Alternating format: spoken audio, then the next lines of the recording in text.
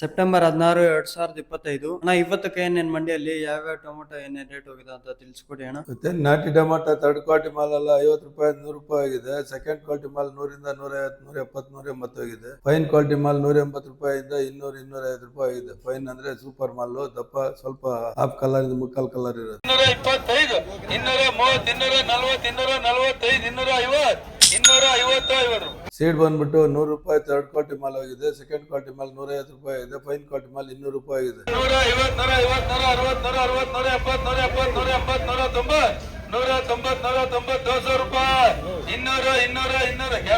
200 ರೂಪಾಯಿ. ಕಾರಣ ಮಾಲ್ ಎಲ್ಲಿ ಸೇಲ್ ಆಗ್ತಾ ಇಲ್ಲ. ಸ್ವಲ್ಪ ಮಳೆ ಇರೋದ್ರಿಂದ ಎಲ್ಲಾ ಕಡೆ ಸೇಲ್ಸ್ ಸ್ವಲ್ಪ ಕಡಿಮೆ ಆಗಿದೆ. ಹಂಗಾಗಿ ಬೆಲೆ ಸ್ವಲ್ಪ ಕುಸಿತ ಆಗಿದೆ. ಇದೇ ತರ ಮುಂದುವರಿಬಹುದು ಒಂದು 4-5 ದಿವಸ. ಆಮೇಲೆ ಸ್ವಲ್ಪ ಚೇತರಿಕೆ ಕಾಣಬಹುದು. ಮಾಲ್ ಮಳೆಗೆ ಸ್ವಲ್ಪ ಡ್ಯಾಮೇಜ್ ಆಗಿರೋದ್ರಿಂದ ಪಾರ್ಸೆಲ್ ಸ್ವಲ್ಪ ಡ್ರಾಪ್ ಆಗ್ತಾ ಇದಾರೆ ಅಂತ ಅನಿಸ್ತಾ ಇದೆ.